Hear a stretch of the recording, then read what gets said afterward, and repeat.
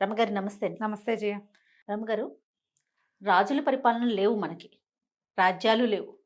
కానీ రాచరికం, రాచ పరిపాలన అసలు ఏ విధంగా ఉండాలి? ఎందుకంటే యథా రాజా తథా ప్రజ అంటారు. ఇప్పుడు మనల్ని పరిపాలించేవారు సీఎంలు కావచ్చు, పీఎంలు కావచ్చు. రాజులతో సమానం కదా! అవును. కదండీ! వాళ్ళని బట్టే ప్రజలు. ఏ విధంగా ఉంటే పరిపాలన బావుంటుంది? ప్రజలు ఆచరిస్తారు కాబట్టి. ఇదివరకు రోజుల్లో ఎలా ఉండేది రమ్మగారు? ఒక రాజుగారి గురించి చెప్పాలి జయ. హ్మ్. మనం ప్రత్యేకంగా పూర్వకాలం మనం ఏమని చెప్పుకున్నాం, ఇప్పటికి కూడా రామరాజ్యం ఆ! అంటాం. అవును.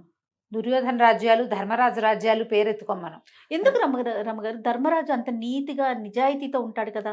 ఆయన ఎన్నాళ్ళు పరిపాలించాడు? 35 సంవత్సరాలు ధర్మపాలన పరిపాలించాడు. అంటాంలెండి. అవును. అప్పటికేమైంది, ఆయన కురుక్షేత్రం తర్వాత సాధించింది. ఎంతో రక్తపాతం తర్వాత వచ్చాడు కదా రాజ్యానికి. ఆ! ధర్మరాజు ధర్మానికి, ఆయన ధర్మరాజు అని చెప్పుకుంటాం. అవును. ధర్మరాజు యొక్క పరిపాలన గురించి ఎక్కువగా మాట్లాడు. ఎక్కువ మాట్లాడడం.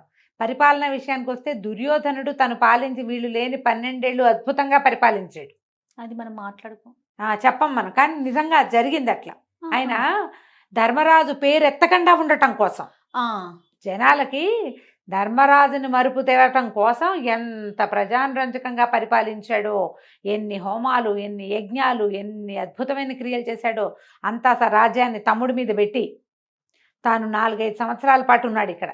ఓకే. ఆయన మొత్తంలో పాండవుల కోసం వెతికిస్తూనే ఉన్నాడు, వాళ్ళని ఇబ్బంది పెట్టడానికి ప్రయత్నం చేస్తూ కూడా. పాలన బాగా చేశాడా? పాలన మాత్రం అసలు వెనక్కి తిరిగి చూడలేదు. వీడే బాగున్నాడు అనిపించేలాగా చేశాడు. హుహు. అలాంటి కథలు ఉన్నాయి కొన్ని. ఓకే. సరే, ఇప్పుడు మనం ఈ రాజుగారి గురించి చెప్తాం.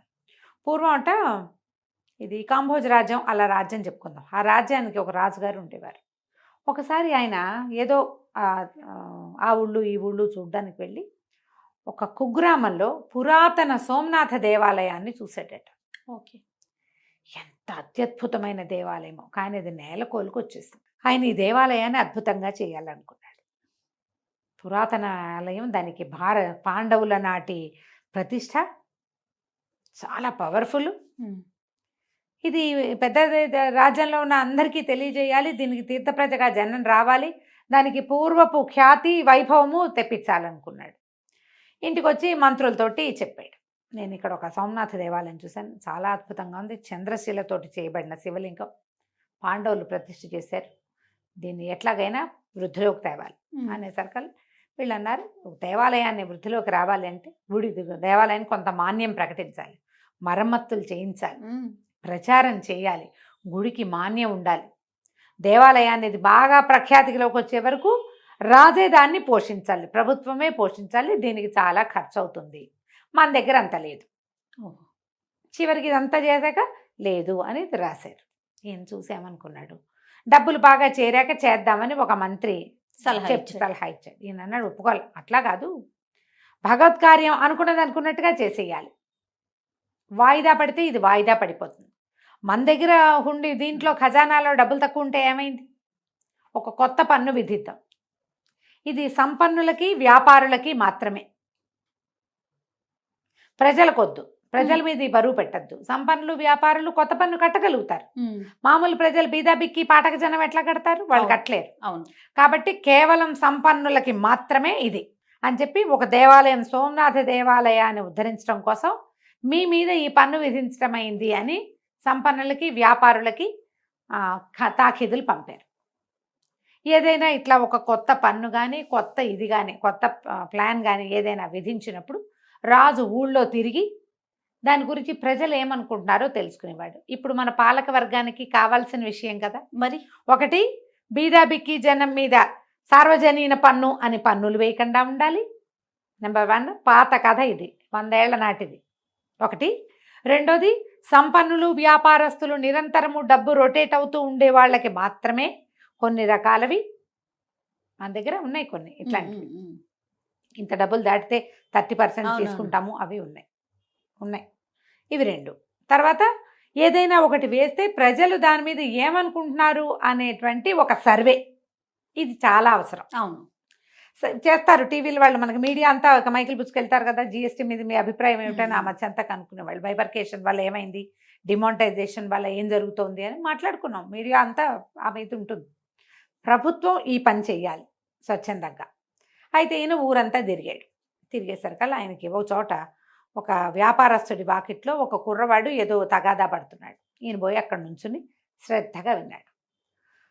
పన్నులు పెరిగాయి కాబట్టి ఒక ధనికుడు ఇంట్లో పనిచేస్తాడా యువకుడు, ఈ పెరిగాయి కాబట్టి ఈ ధనికుడు ఏం చేశాడు, జీతాలు విరగ్గొస్తున్నానని తన దగ్గర పనిచేసే వాళ్ళందరికీ జీతాలు కట్ చేశాడు. ఓకే. వీడి కుర్రాడికి జీతం తగ్గిపోయింది. సరుకులు తీసుకెళ్ళడానికి షాపుకి వస్తే వ్యాపారస్తుడు ఏమన్నాడు, పన్నులు పెరిగినాయి, నీ డబ్బులకి ఇంతే సరుకు వస్తుందని సగం నెలకి సరిపడా సరికే ఇచ్చాడు డబ్బులకి. ఆ కుర్రాడు నానా గొడవ పడి వాళ్ళకి వాళ్ళు తగ్గించి మీకు మీరు తగ్గిస్తే మేమేం తిని బతకాలి బాబు, ఈ రకంగా వాళ్ళేమో డబ్బులు తగ్గించారు, మీరేమో రేట్లు పెంచారు అని సణిగి పోట్టాడి ఏదో అది ఇది అని, ఏం పన్నులో మీకు పన్నులు ఏమిటో శిక్షలు మాకేమిటోనని సంచి పుచ్చుకుని వెళ్ళాడు. రాజుగారికి అర్థమైంది తను చేసింది ఏంటి, నేను భరించలేనని వీళ్ళ మీద వేస్తే వాళ్ళు భరించకుండా బీదబిక్కి జనం మీదే కదా వేసేస్తారు. అంతేగా. ఆడేమో జీతాలు కత్తిరించాడు, వీడేమో రేట్లు పెంచేశాడు.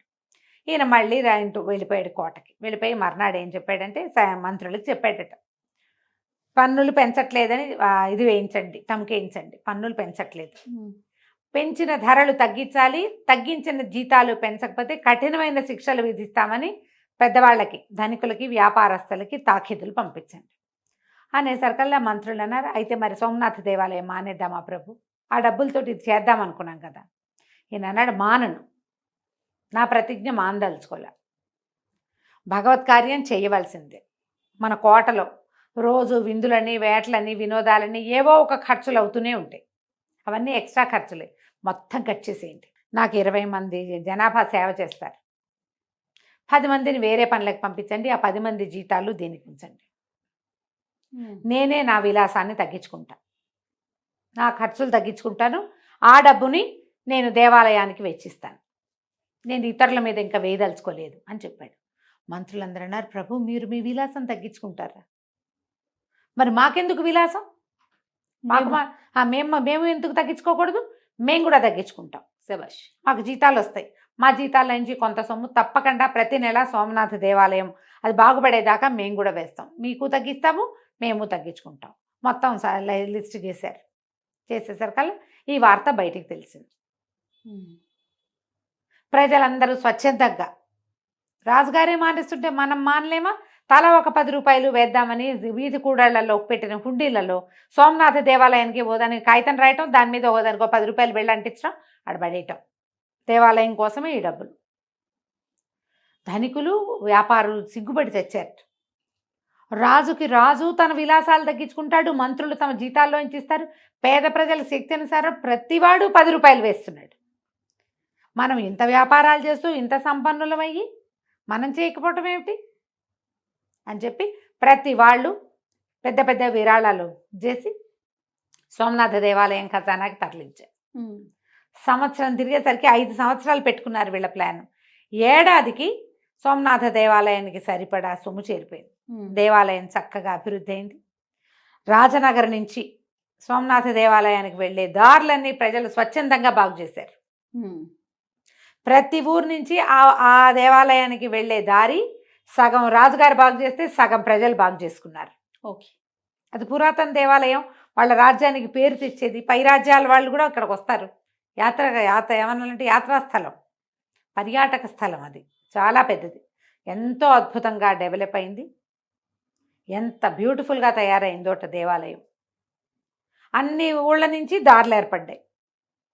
రాజు బాగు చేస్తాడు, సగం మిగిలింది ప్రజలే చేస్తారు. ఆ ప్రాంతం వాళ్ళు కూడా 2 రోజులో 1 రోజు శ్రమదానం చేస్తారు. మన దగ్గర కూడా ఉంది, ఇప్పుడు కూడా ఆ సిస్టమ్స్ ఉన్నాయి. ఊరి వాళ్ళు కూడా పనులు పాల్గొని వీళ్ళు కూడా 2 పూటల పని గవర్నమెంట్ చేస్తుందిలే అని పాడైపోతే వాళ్ళే బాగు చేయాలని ఊరుకోకుండా వీళ్ళు కూడా 2 కట్టలు పోసుకుని చేస్తారు కదా ఊళ్ళలో.